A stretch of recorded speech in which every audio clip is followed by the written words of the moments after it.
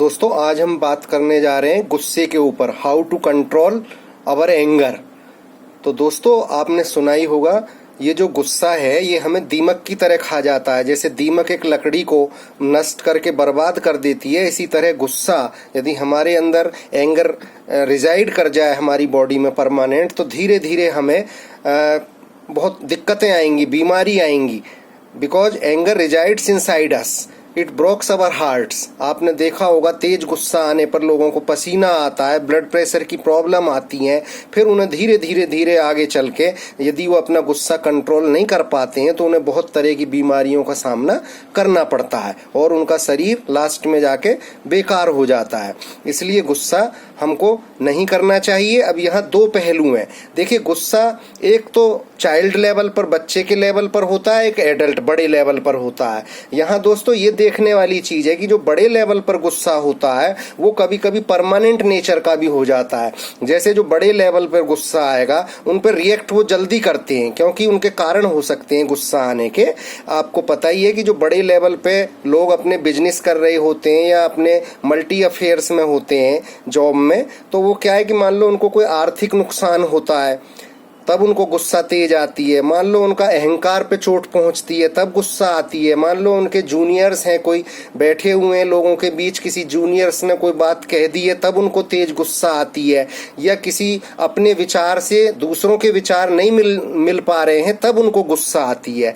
तो इस तरीके की गुस्साएं ये उनके अंदर रिजाइड कर जाती हैं और उनको बहुत नुकसान पहुंचाती हैं। यहीं दूसरी तरफ यदि हम बच्चे की गुस्सा देखते हैं तो वो दोस्तों ऐसे है, समझिए जैसे एक पानी पर तैरता हुआ बुलबुला, बस आई खत्म हो गया। एक तेज हवा का झोंका, इधर से आया उधर से गया।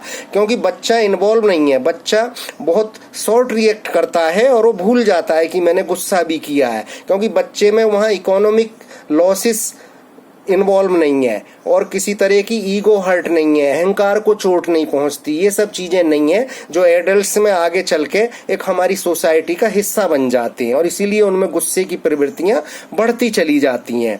तो यही मैंने एक समझाया कि बच्चे का गुस्सा अलग है और बच्चों का अलग है। लेकिन चाहे बच्चा है या बड़ा है दोस्तों, गुस्सा हमारे सबके अंदर होता है। ऐसा नहीं है कि कोई पर्टिकुलर किसी व्यक्ति में गुस्सा है और उसमें नहीं है, ऐसा नहीं है। कुछ जल्दी रिएक्ट करते हैं, कुछ अपनी उसको हिडन फीलिंग्स की तरह रखते हैं गुस्से को। जैसे साधु संत हैं, महात्मा लोग हैं, उनको बहुत कम गुस्सा आता है, वो अपनी हिडन फीलिंग्स की तरह रखते हैं। दोस्तों एक क्लिनिकल साइकोलॉजिस्ट हुए हैं देव एंडरसन, उन्होंने कहा है कि anger is a indifferent part of human beings, ये अभिन्न हिस्सा है। अब इसको हाउ टू मैनेज एंगर ये हमें आना चाहिए। इसको किस तरह से मैनेज करें, किस तरह से कंट्रोल करें। इसी तरीके से एक फैमिली साइकोलॉजिस्ट हुए जैगमिन मैकॉय, उन्होंने भी ये कहा है कि anger is not a bad thing but it can be expanded in society and but things is that how to manage and how to control the anger. A child must be overcome angers without disturbing his feelings. इसलिए हमें anger से overcome आने के तरीके होने चाहिए। जैसे हम पेशेंस रखें, जब हमें तेज गुस्सा आता है हम कोई बुक्स लेकर के बैठ जाएं, एक गिलास हम पानी लें, पानी पिएं, उसको पानी को सिप करें, किसी दोस्त से बात कर लें या अपने को डाइवर्ट कर लें, पेशेंस रख लें, कोई पुस्तक पढ़ लें। इस तरह की हमें अपनी परिवर्तन लाना पड़ेगा धीरे धीरे अपनी आदतों में, फिर हमें गुस्सा कम आएगा। अब देखिए जो सेंट लोग हैं उन्हें गुस्सा बहुत कम आता है और जो नॉर्मल रूटीन के डेली में हमें गुस्सा आता है जो आम लोग हैं उनको।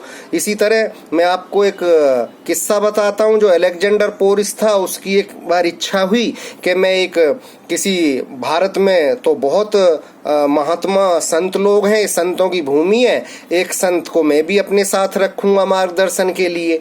तो वो एक संत के पास पहुंचे और उन्होंने कहा आप मेरे साथ चलिए वापस। तो संत ने कहा कि नहीं, मुझे तो नहीं चलना। तो उन्होंने कहा क्यों, आप क्यों नहीं चलोगे? बोले नहीं, मैं नहीं जाऊंगा आपके साथ। इतने में उसने अलेक्जेंडर को गुस्सा आया और उसने अपना वो सोर्ड निकाल ली।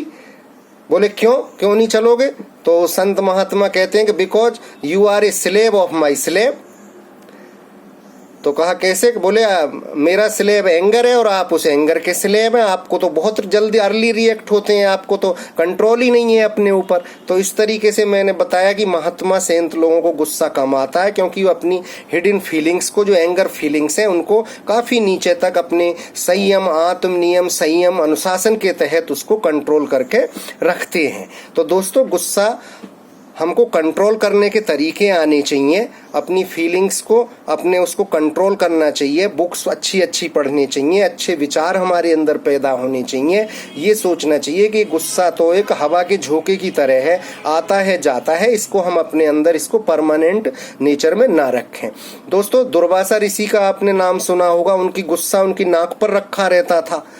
वो जब एक जगह जंगल में जा रहे थे, आपने सुना ही होगा, तो वहां पांडव दिखाई पड़ गए। जब अज्ञातवास में वो छिपे हुए थे तो उनको कहा, अरे हम अभी तालाब में नहाकर आ रहे हैं, मेरे साथ ये 12 लोग हैं, इनको तुरंत खाना बनाइए।